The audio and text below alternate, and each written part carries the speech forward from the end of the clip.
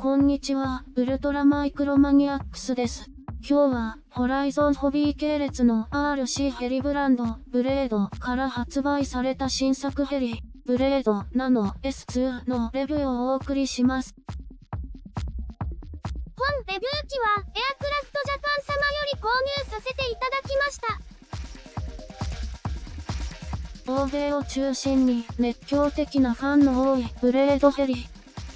このナノ S2 は2015年発売の前作ナノ CPS 以来の久々のアップデートで、欧米のファンや俺の中の人を含め多くのユーザーが心待ちにしていた新作機。その背景には縮小するヘリ市場から多くのブランドがドローンなどに逃げ出した現状があり、技術的にも大きな進化が望めないマイクロヘリは、その新作が絶望視されていたからです。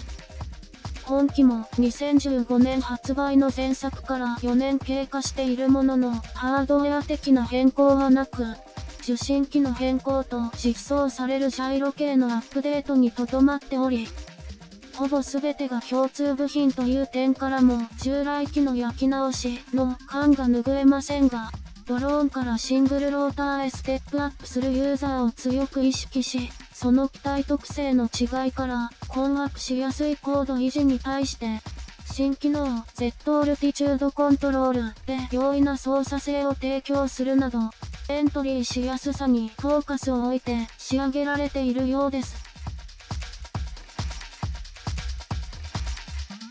スペック。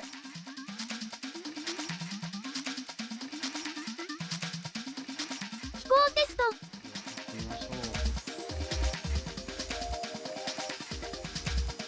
アジリティモードプラスアイドルアップ、つまり一般的な 3D 飛行モードに切り替えて、スロットル回路の差を確認しておきます。高度維持には結構スロットル上げる必要がありますね。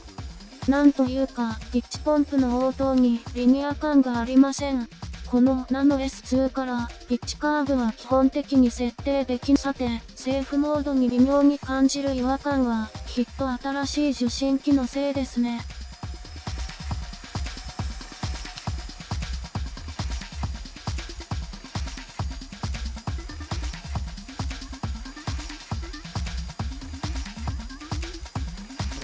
セーフモード時です。両回転とも安定して定点で回れます。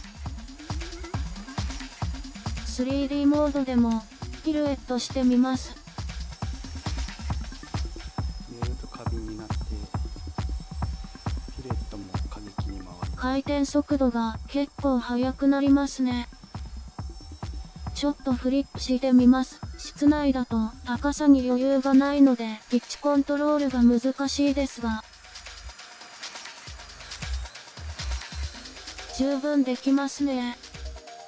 それに、いざという時のセーフがあるので、機体が大きく触れても、パチッとスイッチ入れれば、このように、即座に触れが収束します。素晴らしい。飛行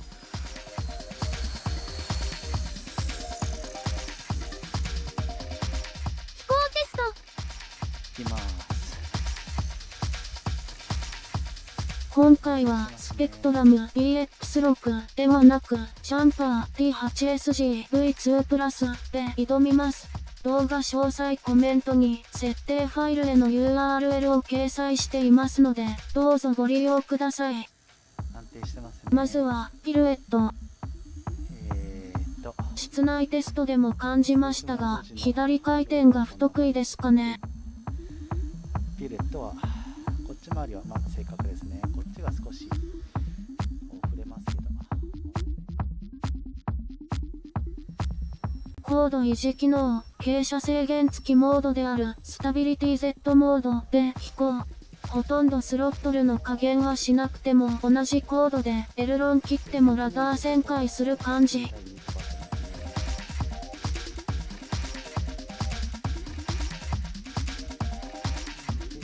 スタビリティモードは従来と同様のセーフ機能をチューニングして搭載。もう少し自由度が増し、バンク旋回が可能。操縦感覚は高性能な固定ピッチヘリな感じ。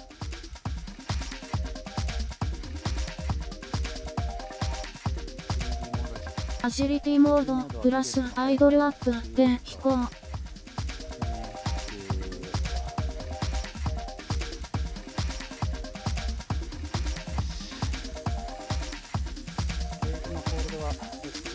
テールのホールド性は良いみたいです。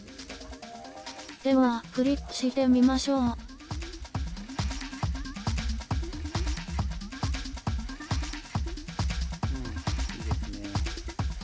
良いですね。軽さを感じます。ライバル機の中で最軽量 10g 近く軽い機体重量は伊達ではありません。パワフルさこそブラシレスモーターに劣りますが、軽快な飛ばし味はクラス随一。見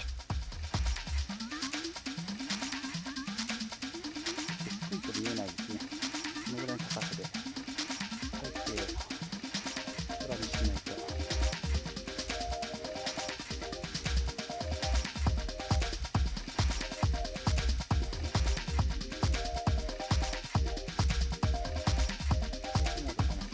背面でセーフを発動します。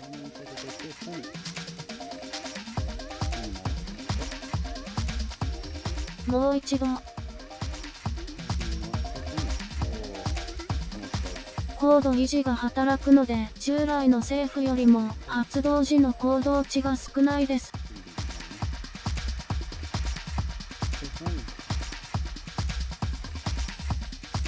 余裕ですね。このセーフ機能ではバッ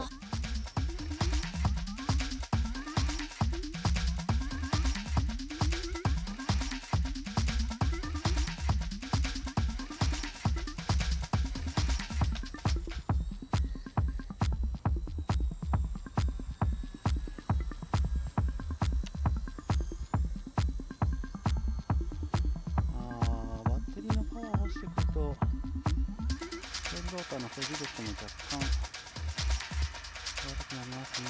ふと気づいたことなのですが、バッテリー残量が減ってくるとテールの保持力が弱くなり、フリップ時にテールが逃げるようになりますね。バッテリー残量には注意が必要のようですね。